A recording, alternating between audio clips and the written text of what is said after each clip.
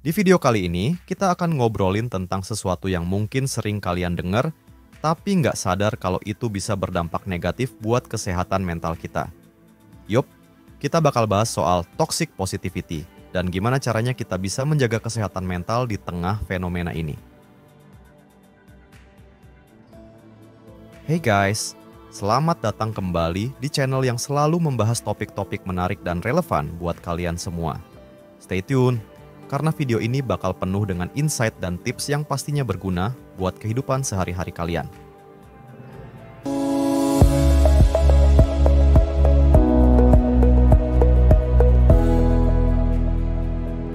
Apa itu toxic positivity? Jadi, sebelum kita masuk lebih jauh, mari kita bahas dulu apa sih sebenarnya toxic positivity itu. Mungkin beberapa dari kalian pernah dengar istilah ini, atau mungkin baru kali ini mendengarnya. Toxic positivity adalah sebuah kondisi di mana seseorang terus-menerus mendorong diri mereka sendiri atau orang lain untuk selalu berpikir positif, bahkan dalam situasi yang sebenarnya sangat sulit atau menyakitkan. Kedengarannya mungkin bagus, tapi kalau dipikir-pikir lagi, ada sisi gelap dari sikap ini. Di satu sisi, kita semua tahu kalau berpikir positif itu penting.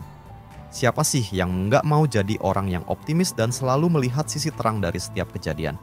Tapi, ketika dorongan untuk selalu berpikir positif itu berubah menjadi sebuah tekanan, disitulah masalahnya muncul.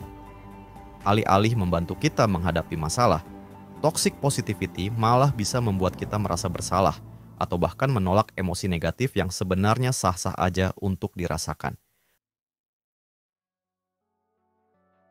Dampak buruk dari toxic positivity. Kita seringkali mendengar kalimat-kalimat seperti, "Ayo, kamu pasti bisa," atau "Jangan sedih, pasti ada hikmahnya." Meskipun maksudnya baik, kalimat-kalimat ini kadang bisa menjadi pedang bermata dua. Ketika seseorang sedang mengalami kesedihan, stres, atau bahkan depresi, mendorong mereka untuk segera berpikir positif tanpa memberi ruang untuk merasakan emosi mereka justru bisa memperparah keadaan. Berikut adalah beberapa dampak buruk yang bisa muncul akibat toxic positivity. 1. Mengabaikan emosi negatif. Toxic positivity bisa membuat kita merasa nggak punya hak untuk merasakan emosi negatif. Padahal, emosi seperti marah, sedih, atau kecewa adalah bagian alami dari hidup yang perlu dihadapi dan diolah dengan baik. 2. Rasa bersalah dan malu. Ketika kita dipaksa untuk selalu berpikir positif, kita bisa merasa bersalah atau malu ketika nggak bisa melakukannya. Ini bisa menambah beban mental dan membuat kita merasa lebih tertekan. 3. Menghalangi komunikasi yang sehat. Dalam hubungan sosial, toxic positivity bisa membuat kita atau orang lain merasa nggak nyaman untuk berbicara jujur tentang perasaan mereka. Akibatnya, komunikasi yang seharusnya bisa membantu malah jadi terhalang. 4. Merasa sendirian. Ketika seseorang mengalami masalah dan orang di sekitarnya hanya menawarkan pikir positif aja, itu bisa membuat mereka merasa sendirian dan nggak dipahami. Ini bisa memperburuk kondisi mental mereka.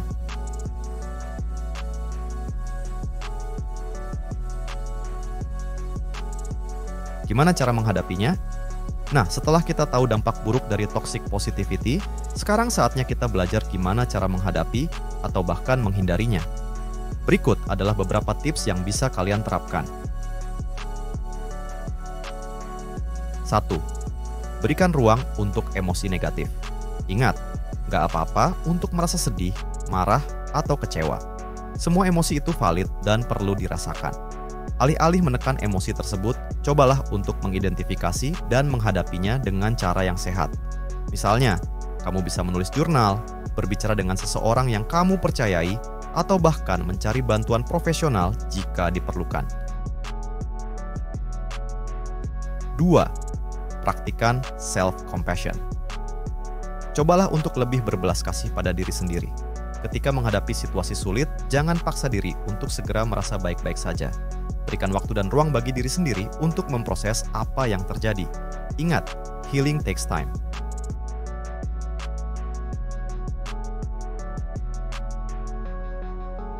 3. Pilih kata-kata dengan bijak.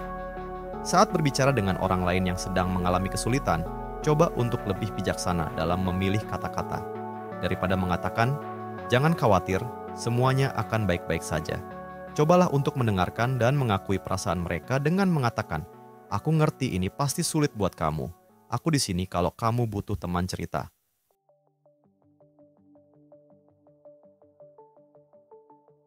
Tetapkan batasan. Jika kamu merasa ada orang di sekitarmu yang sering memaksa untuk selalu berpikir positif, jangan ragu untuk menetapkan batasan.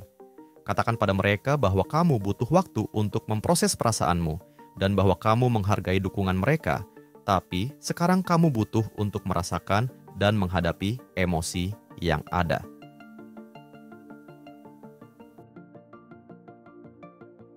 Lima keseimbangan antara positif dan realistis. Cobalah untuk menemukan keseimbangan antara berpikir positif dan realistis. Misalnya, alih-alih memaksakan diri untuk melihat sisi baik dari setiap situasi, cobalah untuk mengakui kenyataan yang ada, lalu cari solusi yang paling baik. Dengan begitu, kamu bisa menghadapi masalah dengan lebih bijaksana.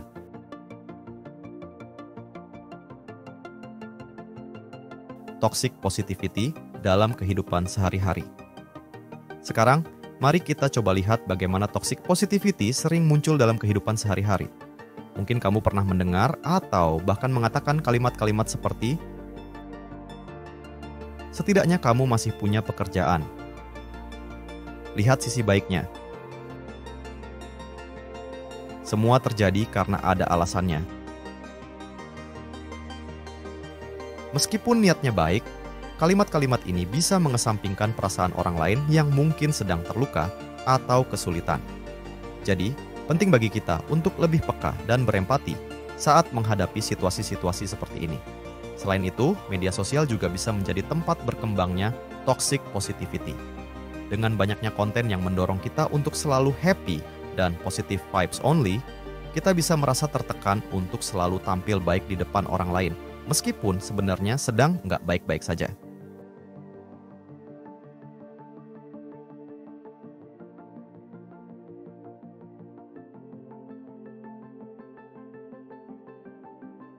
Nah guys, itulah tadi pembahasan kita tentang toxic positivity dan gimana cara menghadapinya.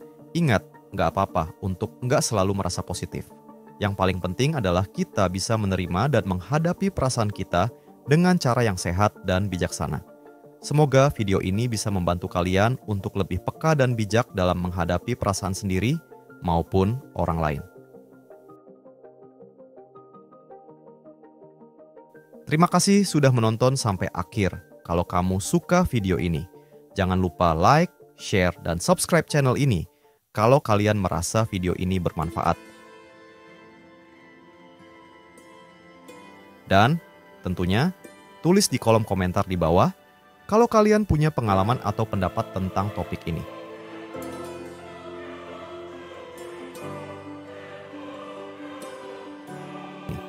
Sampai jumpa di video selanjutnya, dan selalu ingat untuk jaga kesehatan mental kalian. Bye!